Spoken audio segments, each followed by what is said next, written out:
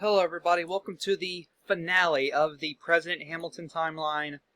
I know y'all been enjoying this, some of y'all more so than others, but it's time to come to an end, and we'll probably never continue this. Maybe next sometime I'll do like a update of all the timelines, and that it's maybe a couple years down the road, who knows. So let's get started. In 2006, President Perot would sign a bill that would fund the Housing and Urban Development Department, and whoever his HUD secretary is, they will work together, and this will prevent the housing bubble to burst, so the housing bubble doesn't burst in 2006.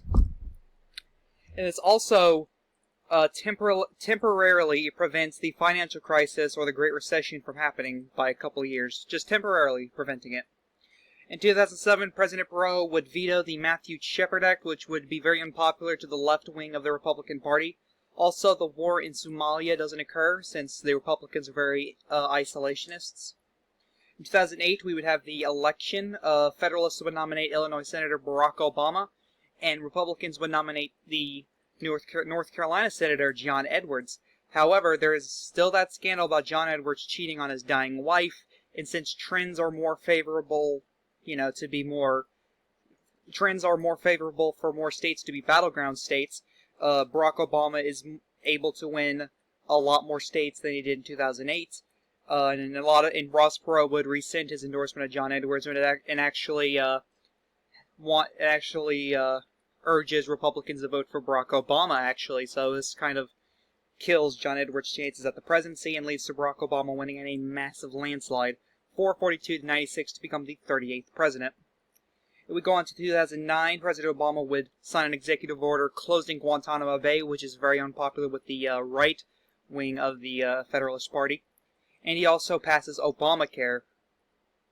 2010, the Great Recession begins. Unemployment would rise at 18%, which is very high.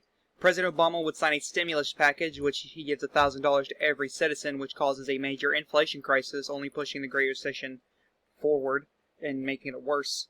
He would also spend $100 million in foreign aid to Haiti because of the 2010 earthquake they suffered, which makes him very unpopular with independents. He would also end the military policy of don't ask, don't tell, which makes him a little bit more popular, just not that much. 2011, the debt ceiling crisis occurred, which again only makes the Great Recession only worse. Unemployment would drop, but it's still at 15%. And Obama would propose the American Jobs Act, which is pretty much a federal jobs guarantee, but Congress rejects the bill because it would cost too much.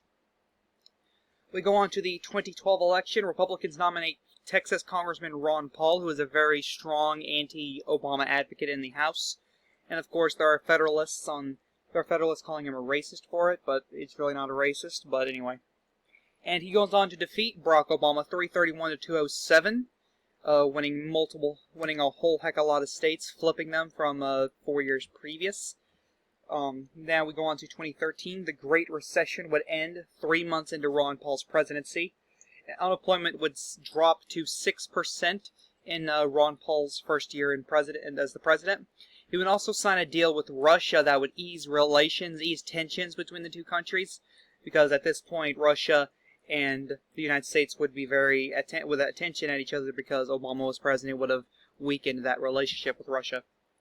In 2014, President Paul would sign the Energy Independence Act of 2014, which establishes the United States as energy independent. President Paul would sign legislation allowing the Labor Department to regulate overtime pay, and he also doubles overtime pay for every employee in the country.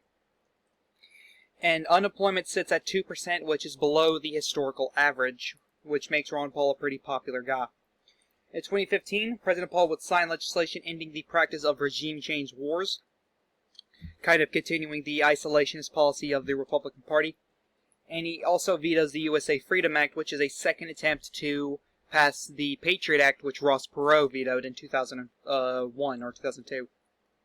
Now we go on to 2016. Before we get to the election, Ron Paul would sign legislation allowing an open gun carry in public, so you can carry a gun on you in public as long as you got the safety on, as well as you're not using it to harm others. And also you'd have to have background checks are enhanced under the bill as well. It's not universal background checks, it's just a more in-depth background check. And we go into the election, and Federalists nominate Maryland Governor Martin O'Malley. Not because they were their first choice, because there's not that many Federalists wanting to run in 2016. But Republican President Ron Paul would defeat Federalist Governor Martin O'Malley 326 to 212 to win re-election. So he doesn't do as well as he did against Obama, but he still does pretty well considering the circumstances, which are very favorable to him. In 2017, as well as in 2018, there is nothing noteworthy to report. We go into 2019, and President Paul would sign the Preventing Animal Cruelty and Torture, or the PACT Act, which, is a legislation that is meant to prevent animal cruelty, if the name didn't give it away. We go on to 2020, the COVID pandemic would hit, which would tank Ron Paul's approval rating as well as the Republican Party's approval rating. The summer race riots of 2020 would still occur because we were just that polarized. Remember back in 1996 or 1992, the major polarization began. And Federalists nominate former Vice President Joe Biden, who was Vice President under Barack Obama still. And Republicans, against their own self-volition, nominate businessman Donald Trump. So we still get this 2020 election fiasco, the debates. Who doesn't love the debates? But Joe Biden would still beat Donald Trump. Polls would actually be a lot more favorable, would be a lot more realistic, I guess you could say. Instead of having Joe Biden up by 20 points, they would have Donald Trump up by like 6 or 7 points because before COVID-19, Ron Paul would be super popular, so more people would want Donald Trump in because he's a Republican. But then when COVID-19 dropped, Trump would be Trump plus 7, Trump plus 5, Trump plus 2, Biden plus 1, Biden plus 5. It would be Biden plus 6, Biden plus 4, somewhere around there by the time the election hits, and polls would be a lot more accurate. And so Biden would win a couple more states because of COVID-19, as well as polarization being more of a serious threat. Joe Biden would win 345 electoral votes to Donald Trump's 193 to become the 40th president. And in Biden's first year, the same thing happens. We'd have an inflation crisis, a gas shortage crisis, as well as the border crisis, and President Biden would establish Juneteenth as a federal holiday. And that's the timeline. I hope you guys enjoyed this series. The next timeline will be up sometime next week. I don't know when. Maybe it won't be next week. I don't know. We just have to see if I have time to do things. The next timeline will be the Running Mate timeline, which, I know, mysterious.